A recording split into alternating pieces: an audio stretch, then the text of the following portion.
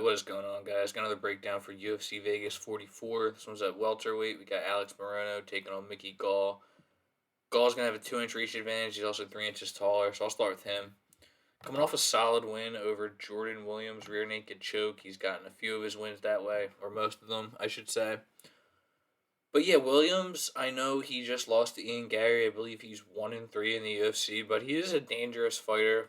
I consider it a good win, even though he probably will get cut soon. After one more loss, he'll definitely be cut if he's not already. But like I said, it's a solid win. It was a good bounce back win after taking on Mike Perry, who that was the fight where Perry had his girlfriend in the corner.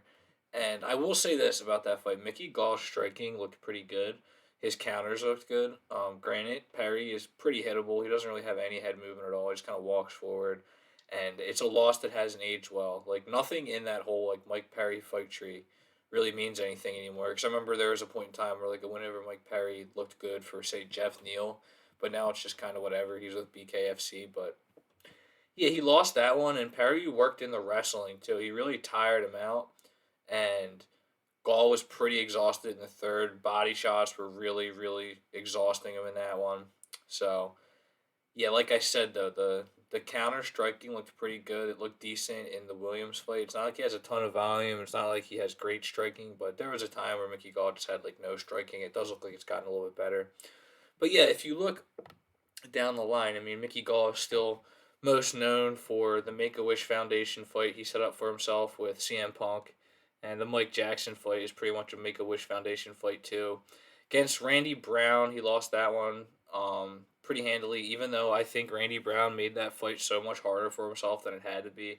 Wins the first round, and he tries to go for an omoplata in the second, ends up um, being controlled for the whole round in the second, pretty much. But again, he just kind of gave it to Mickey Gall. It's not like he really worked for it. I mean, Mickey Gall is good on the ground. It's his best attribute, obviously. But yeah, Randy Brown made that a lot more difficult than he had to. And then in the third round, he takes him down again, lands some great ground and pound, and was just content to play in the guard. Mickey Gall wasn't able to get up. And then, George Sullivan just had no sub defense, gets that one. Diego Sanchez gets knocked out by him in 2019, and it's tough to pinpoint exactly where the wheels came off the bus for Sanchez, but getting knocked out by Sanchez in 2019 doesn't look good. And he's got a long win one, lose one streak, and I would just say the strength of schedule is not the best for him, but he has been around forever, fought most of his pro career with the UFC, which is something I don't think we're ever going to see again. Um, but yeah, he's definitely a big name, mostly because of the CM Punk fight. He's got name recognition. And then so for Alex Morono, coming in on a nice little run here. So beats David Zawada last fight out, and it was competitive, but Morono definitely won. I thought he did just a little bit more, but it was competitive on the feet. And then before that, probably the biggest win of his career, knocks out Cowboy Cerrone, which granted it's not as big as win as it used to be. It's not like guys are getting title shots off of beating Cowboy anymore, but it's definitely a name to springboard yourself if you're in the Alex Morono tier of fighters. And then he looked great against Reese McKee, lost to Chaos Williams, and then beat Max Griffin in a great fight before that. So his last 5, 6 in, I should say, is pretty good. I forgot to go over the Anthony Pettis loss in between, but what Morono does well is he's got a very stiff jab and he's got very accurate punches. Very accurate.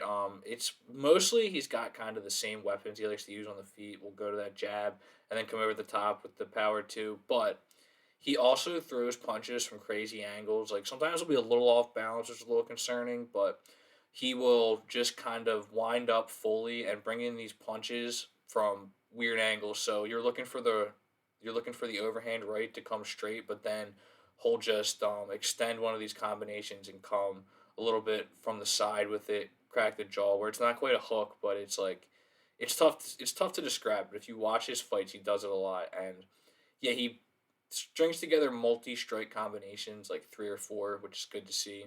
And his power isn't like out of this world, but the jab is very stiff, and he's kind of an attritive guy. Like you can only eat like 60, 70 of these hard punches before it starts to really, really add up. And he does a lot of damage, but I'd like to see him go to the body more. He's kind of a headhunter. And against Zawada was going to the body a lot, having success against him. But in terms of defense for Morono, he's low key got really good head movement. Like me and my roommate always talk about guys who have the fake head movement, which is where they just move their head around And, that's not real head movement because you're supposed to see the strike coming and move your head effectively to get out of the way of the strike. If you're just moving your head around in a circle, then, that's just another version of keeping your head still because if you're just moving your head in the same motion, they're going to get a read on that. So, Morono's got real good head movement that you don't necessarily see with the naked eye the first couple times you watch, but he's really good at taking his head off the center line and countering effectively. He's not like a counter guy, like he relies on counters, but he does work in good counters. But yeah, he's also pretty decent on the ground. He's got decent get up ability. Only problem with Morono is he's a little small for the weight class. So if there's ever a guy that just wants to power wrestle him, it has happened to him before in the UFC and outside the UFC. And he has found himself on the wrong side of these scrambles. Like I think the Pettis fight he lost because he lost a couple of the scrambles, but mostly just because Pettis fought a really good fight going backwards and just had the cleaner striking, was able to outpoint him on the feet, bank those last 2 rounds, and he clipped him right at the end of the third to really just put a stamp on the victory. But yeah, it's been a solid UFC run for Alex Morono. I would say the strength of schedule is definitely on his side. He definitely has the striking advantage. The one area he could run into trouble in this one is on the ground, but I think with the strength of schedule for Mickey Gall, it's not good at all.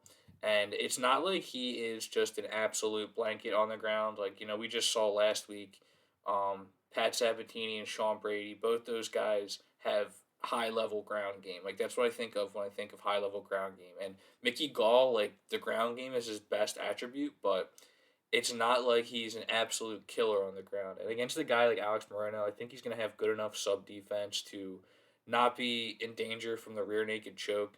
The one thing that worries me is Mickey Gall might be big enough to kind of hold Morono down if he wants to go that route. But at the same time, again, Mickey Gall just isn't like a Khabib on the ground, and Alex Morono isn't a slouch on the ground. But it's just the size advantage. It could happen, but at the end of the day, I definitely like Alex Moreno. I think as long as it stays standing, he's gonna win this fight. He's got to be wary of a couple counters, but I don't think Mickey Gall has the volume necessary to win the fight that way. He'd have to knock him out, and I think Morono's got good enough movement to where he's gonna be able to not get his head taken off. But also, I will say, I like betting on Fortis MMA fighters. I think that Safe Saud's a really good corner man, and in a close fight, or if you're kind of on the fence about something, it does kind of sway it for me. Like I factored that in when I bet on Damon Jackson against Charles Rosa. Like you get some corners, they tell their guys wrong things, which I have seen it with Mickey Gall's corner before. I don't know if he's changed gym since then, but they'll be like, "Oh yeah, man, great round, awesome round." The guy will just be like on his back the whole time. It's like, "Yeah, dude, you're doing great." It's like you're not gonna get that with Fortis MMA. Even when they are doing things good, they keep their foot on the gas, and it seems like a very intense gym and Safe Solute's an intense corner man, and they just keep that intensity up the entire time. They don't get lazy, and I think it does matter if you're kind of on the fence. And then from a betting perspective, Alex Morono minus 235, pretty good. The value isn't quite where I wanted it to be. If it was at like minus 180, I would be all over this line, but it's just a little tricky. But at the end of the day, I do think Alex Morono gets this fight done pretty easily. And I mean, he is a little inconsistent, so it's a little scary, but um, I've still got time to decide. I might use this as like a top ticket play, but I'm not quite sure yet. I'm kind of leaning towards no, but based on how the rest of the card goes, and again, I'll have more time to just kick this thought around before I make that betting video, probably like next Wednesday or Thursday. So we got time, but I do like Alex Moreno. I'm probably gonna make a bet. I just don't know how much. So thanks for watching, guys. Share, subscribe, and take it easy.